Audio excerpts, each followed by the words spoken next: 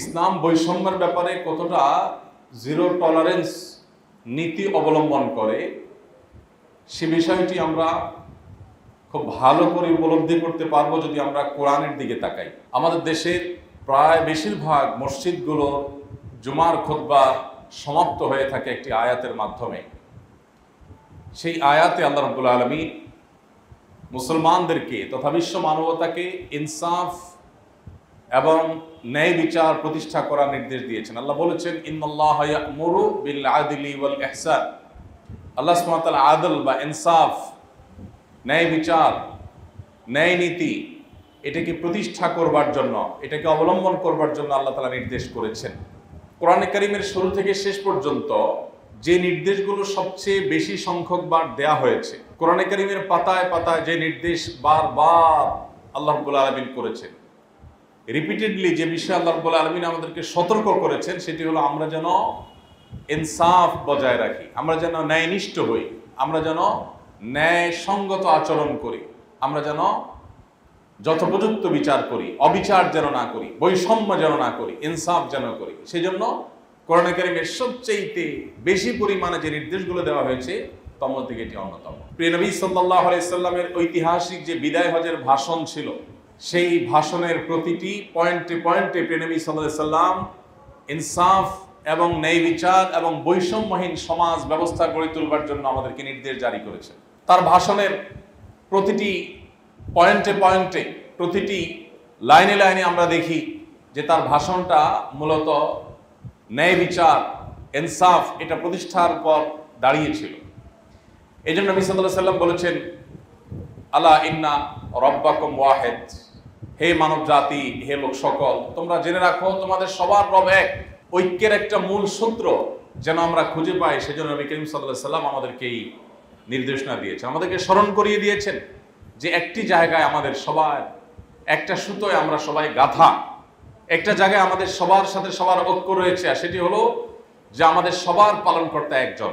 এমনকি যারা আল্লাহকে অস্বীকার করেন, এমনকি যারা মুসলিম নন, তাদেরও পালন করেন আল্লাহ রাব্বুল আলামিন, তাদেরও লালন করেন আল্লাহ রাব্বুল আলামিন। এজন্য আমাদের সবার একটা জায়গায় সবার ঐক্যবদ্ধ হওয়ার একটি জায়গা আছে, সেটি হলো যে আমাদের সবার রব আল্লাহ তাআলা, আমাদের সবার পালনকর্তা আল্লাহ রাব্বুল আলামিন। নবী সাল্লাল্লাহু আলাইহি সাল্লাম আরো বলেছেন, ইন্না আবাকুম ওয়াহিদ, নিশ্চয়ই তোমাদের বাবাও এক, আমরা সবাই আদম আলাইহিস সালামের সন্তান। অতএব আমাদের ঐক্যের দুটি যোগসূত্র খুঁজে পাওয়া গেল। আমরা এক বাবার সন্তান, আমরা এক রবের গোলাম বা দাস। এই দুটি যোগসূত্র দেখিয়ে নবী করিম সাল্লাল্লাহু আলাইহি সাল্লাম তার ইনসাফের যে ভাষণ সেটি শুরু করেছেন। কারণ বিভিন্ন বর্ণ, বিভিন্ন ভাষা এবং বিভিন্ন গোত্র সম্প্রদায়ের মানুষ একে অন্যকে নিজেকে অন্য থেকে পৃথক ভাববার কোনো কারণ যেন না থাকে, সেজন্য ঐক্যের যে যোগসূত্র সেটা নবী সাল্লাল্লাহু আলাইহি সাল্লাম প্রথমে উল্লেখ করেছেন, যাতে করে মানসিকভাবে সবাই নিজেকে অন্যের চেয়ে পৃথক না ভেবে একজনকে অন্যজনের পরিপূরক ভাবে। সেজন্য তার এই বক্তব্যের ফাউন্ডেশন দিয়েছেন, তার ঐতিহাসিক বিদায় হজের খুতবার এই ফাউন্ডেশন দিয়েছেন এই কথার উপরে যে তোমাদের সবার বাবা এক, সবার রব এক। অতএব তোমরা কেন দুই হতে যাবে, কেন তোমরা দুই ভাবতে যাবে, তোমরা কেন একই বিষয়ে একাধিক চিন্তা করবে, বৈষম্য করবে, কারোর ক্ষেত্রে ইনসাফ করবে, কারোর ক্ষেত্রে ইনসাফ করবে না, কাউকে ছাড় দিবে, কাউকে ছাড় দিবে না, এই মানসিকতা কেন হবে? তোমরা সবাই তো এক, অতএব চিন্তা তোমাদের এক হওয়া উচিত। এরপর নবী করিম সাল্লাল্লাহু আলাইহি সাল্লাম বলেছেন যে আলা লা ফাদলা লি আরাবিয়্যিন আলা আজামিয়্যিন ওয়ালা লি আজামিয়্যিন আলা আরাবিয়্যিন। মনে রাখবে, কোন আরাবিয়ানের কোনো শ্রেষ্ঠত্ব নেই, কোনো বিশেষত্ব নেই কোন নন আরবের উপর, আর কোন নন আরবেরও কোনো শ্রেষ্ঠত্ব নেই আরাবিয়ানের উপর।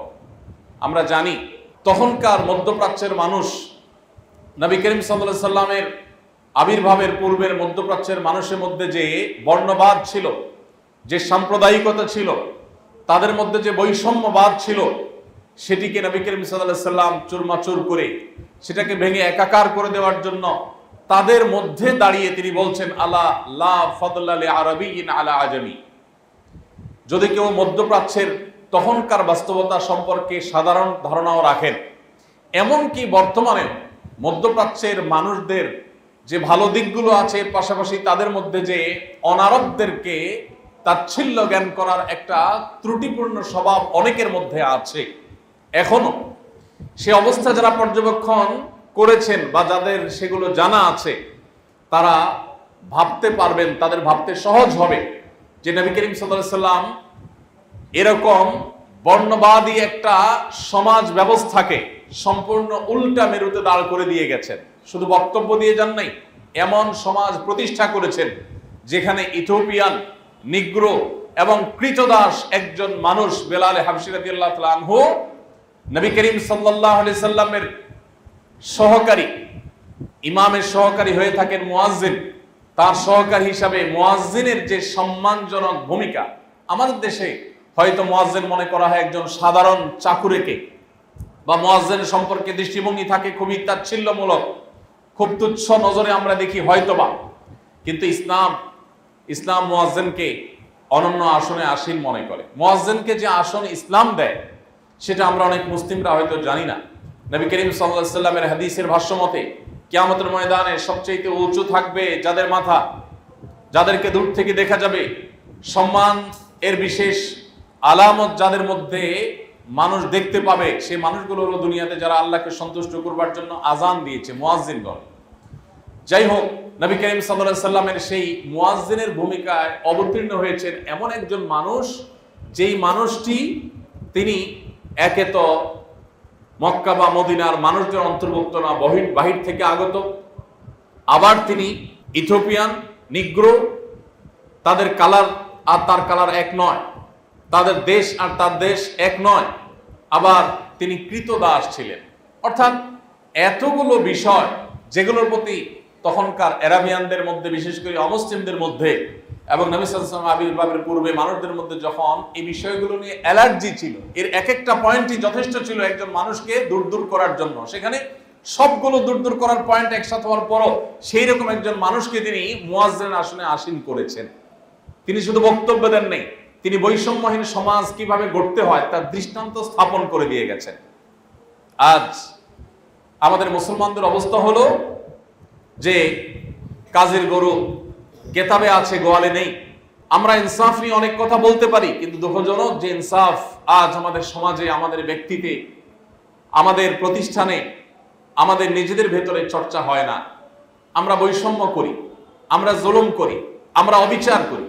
কিছু কিছু জুলুম তো আমরা বুঝি, আবার অনেক জুলুম আছে, অনেক বৈষম্য আছে যেগুলো আমরা অনুভব করতে পারি না। নিজের অজান্তে আমরা অনেক জুলুম করে বসি। অতএব একজন ভালো মুসলিম হওয়ার জন্য, আদর্শ মুসলমান হওয়ার জন্য, আল্লাহর প্রিয় পাত্র হওয়ার জন্য, সত্যিকার নবী সাল্লাল্লাহু আলাইহি ওয়াসাল্লাম অনুসারী হওয়ার জন্য আমাদের জীবনের প্রত্যেকটি জায়গায়, প্রতিটি স্তরে ইনসাফ প্রতিষ্ঠা করতে হবে।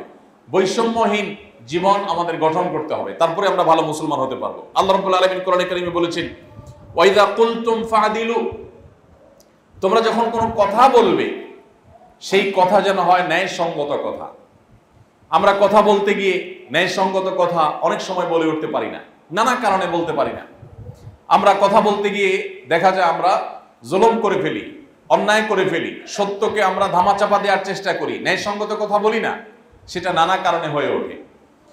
সম্মানিত উপস্থিতি, এই জন্য আল্লাহ রাব্বুল আলামিন আমাদের জীবনের প্রতিটি স্তরে ইনসাফ এবং ন্যায় বিচার প্রতিষ্ঠা করার নির্দেশ করেছেন, ন্যায়সঙ্গত নীতি অবলম্বন করতে বলেছেন। বৈষম্যকে ইসলাম বিন্দু পরিমাণ কোনো জায়গায় কোনো প্রকার স্থান দেয়নি।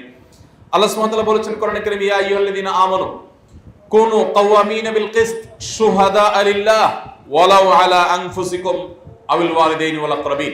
যদি নিজেদের বাপদাদা, আত্মীয় স্বজনের বিরুদ্ধে গিয়ে হলেও ন্যায়নিষ্ঠ অবস্থান গ্রহণ করতে হয়, তারপরে সেটি মুসলমানকে করতে হবে।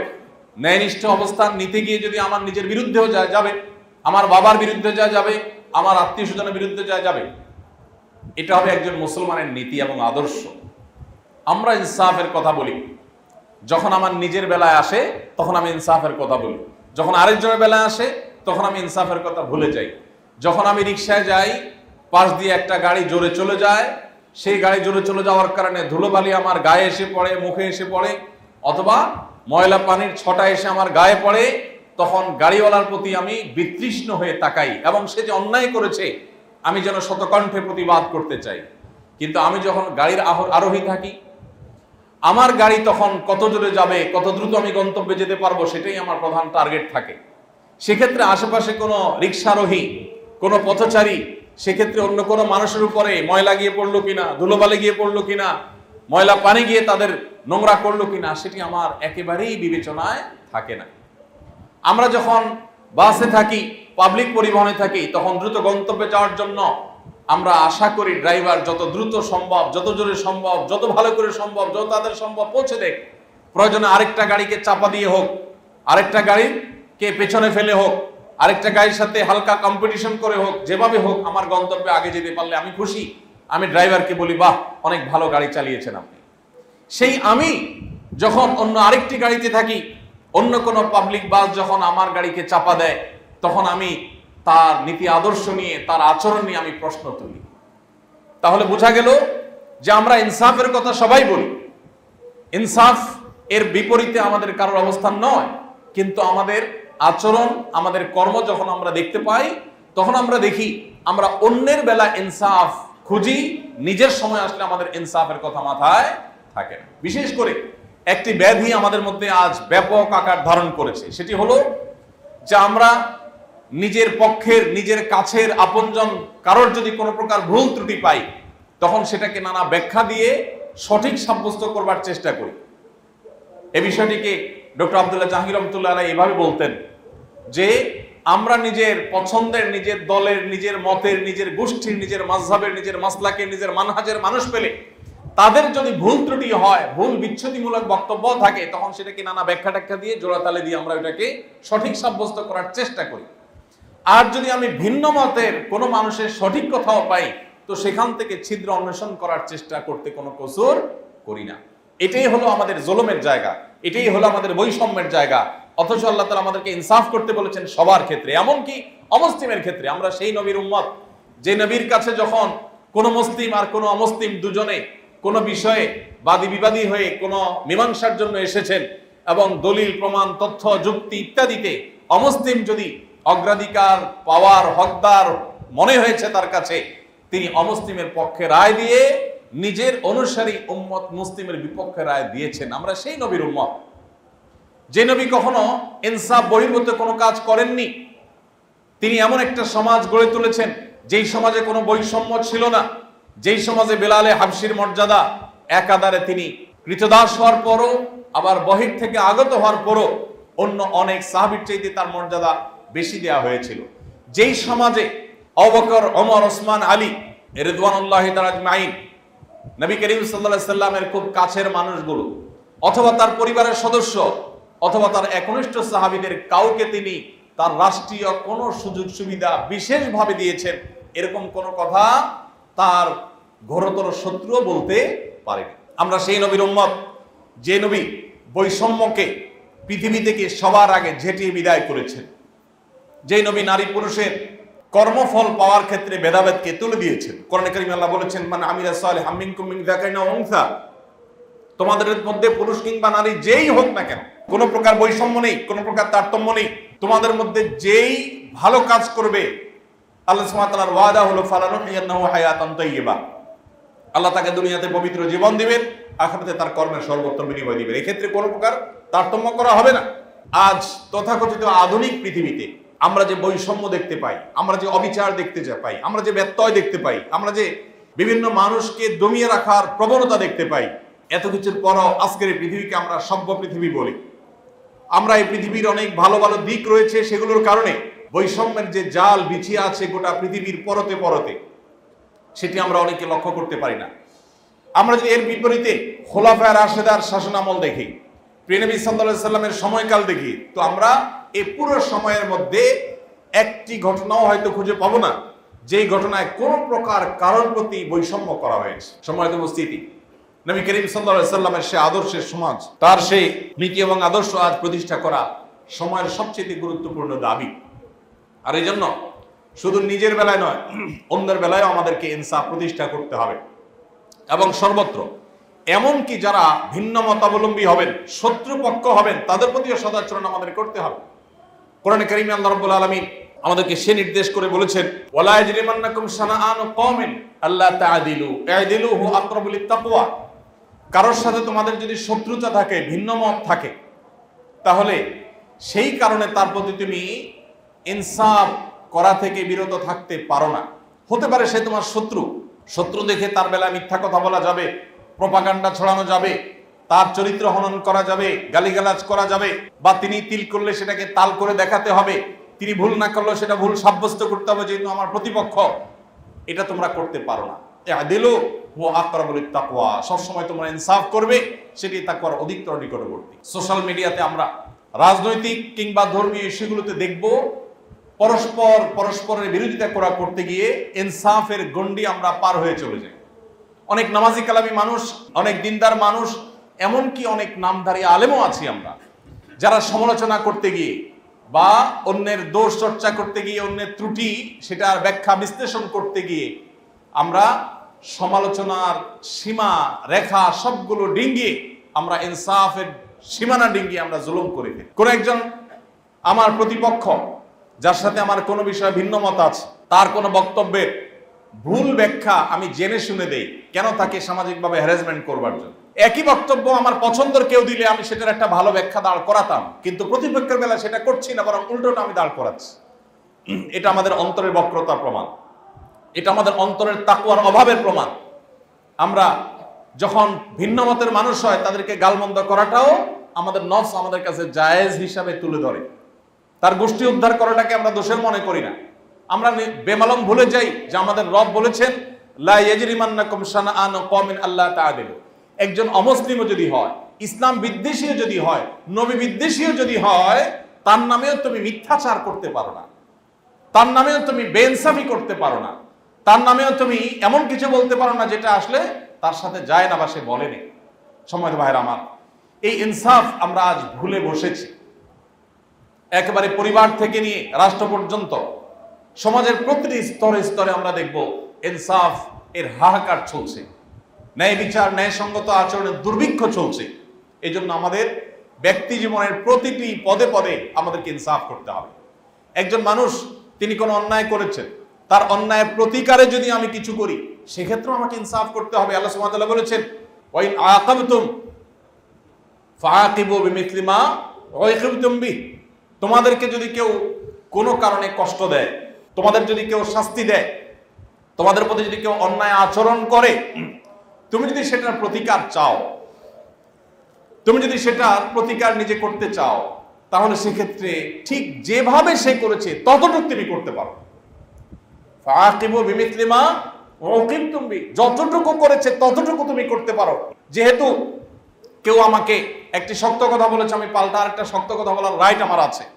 কেউ আমাকে আঘাত করেছে, পাল্টা আঘাতের রাইট আমার আছে, কিন্তু সেক্ষেত্রে আমাকে ইনসাফ বজায় রাখতে হবে। যতটুকু করেছে তার চেয়ে বেশি যেন না হয়। এরকম পরিমাপ করে করে আমার বিরুদ্ধে করা অন্যায়ের প্রতিকার নেওয়া, প্রতিশোধ নেওয়া, এটা তো সহজ কাজ না।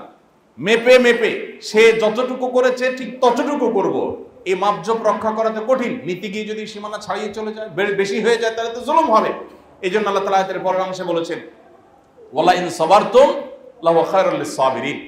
তোমার বিরুদ্ধে করা অন্যায়ের প্রতিকার তুমি করতে গিয়ে অবশ্যই তোমাকে ইনসাফ বজায় রাখতে হবে, তার চাইতে আবার বেশি যেন না হয়ে যায়। যদি বেশি হয়ে যায় জুলুম হবে।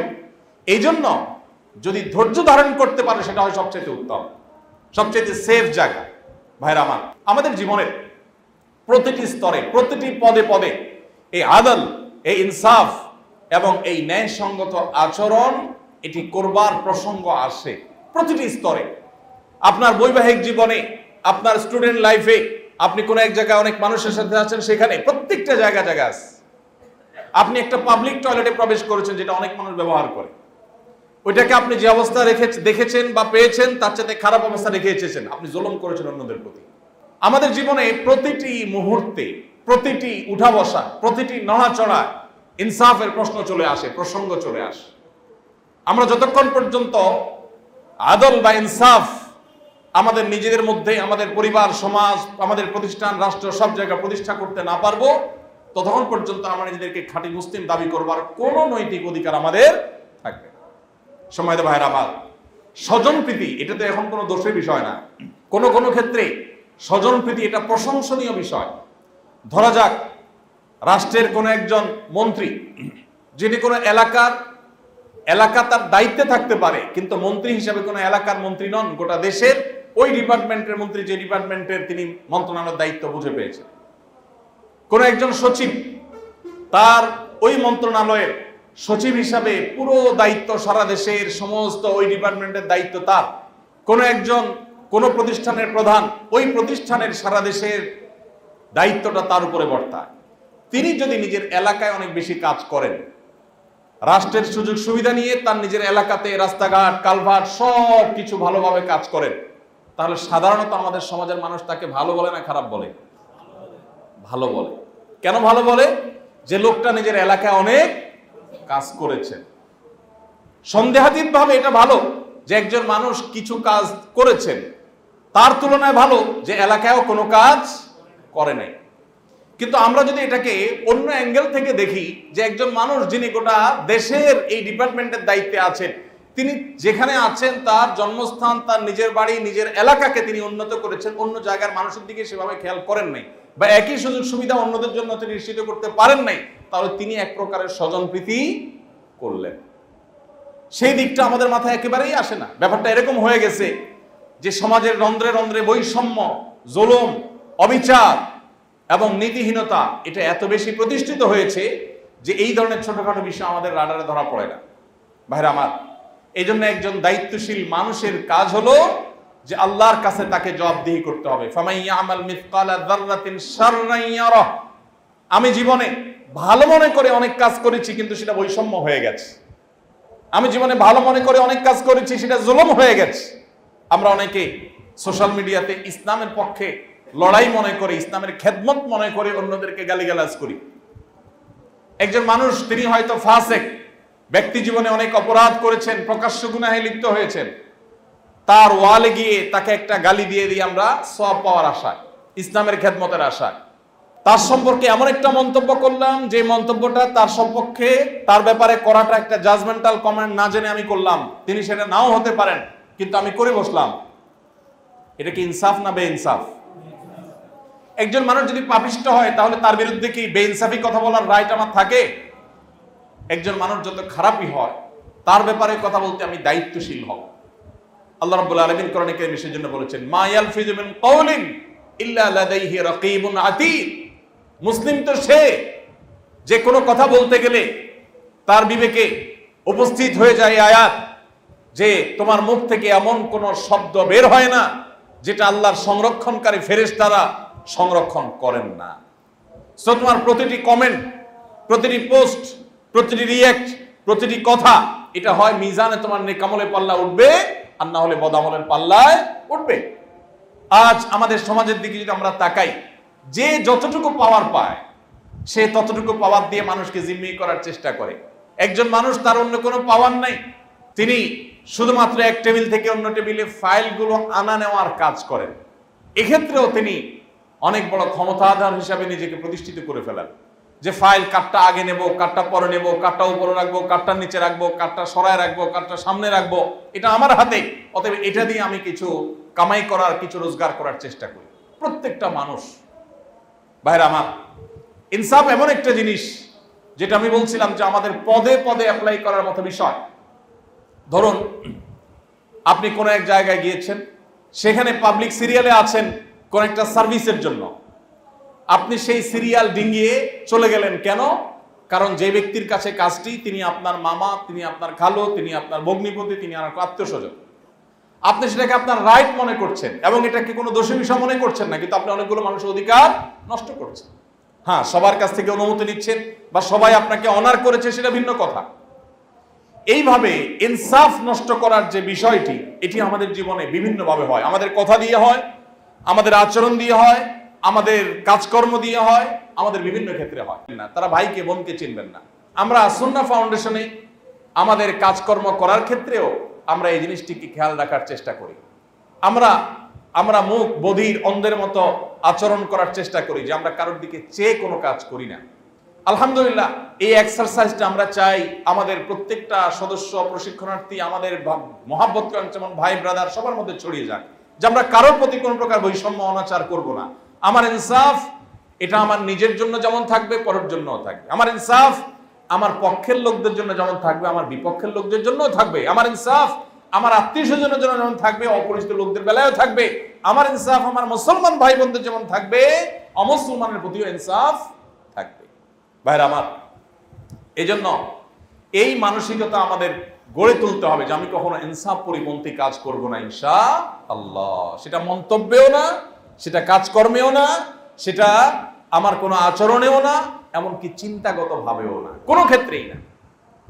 আমরা সেই ইসলামের অনুসারী যে ইসলাম আমাদেরকে ইনসাফের সর্বোচ্চ দৃষ্টান্ত স্থাপন করবার নির্দেশ করেছে।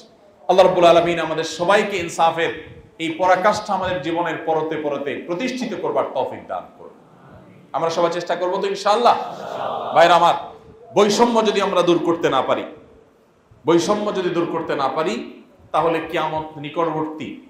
যত বেশি পৃথিবীতে বৈষম্য প্রতিষ্ঠিত হবে, কিয়ামত তত নিকটবর্তী হবে। নবী করিম সাল্লাল্লাহু আলাইহি ওয়াসাল্লামের ঐতিহাসিক হাদিস রয়েছে, তিনি বলেছেন, ইদা দুইয়াতিল আমানাহ ফান্তাদিরিস সাআহ। যখন আমানত নষ্ট করা হবে সমাজে, অহরহ চতুর্দিকে দেখবে যে আমানত খেয়ানত হচ্ছে, আমানত রক্ষা হচ্ছে না, তখন তুমি কিয়ামতের প্রহর গুনতে থাকো। কিয়ামত আর দেরি নেই, বুঝে নাও। যখন আমানতহীনতা, আমানতের খেয়ানত সমাজের রন্ধ্রে রন্ধ্রে প্রতিষ্ঠিত হয়ে যাবে, তখন কিয়ামতের ক্ষণ গণনা শুরু করে দাও। জিজ্ঞাসা করা হলো, কাইফা ইদাআতুহা ইয়া রাসূলুল্লাহ, আমানতের খেয়ানত কিভাবে, আপনি কি মিন করেছেন?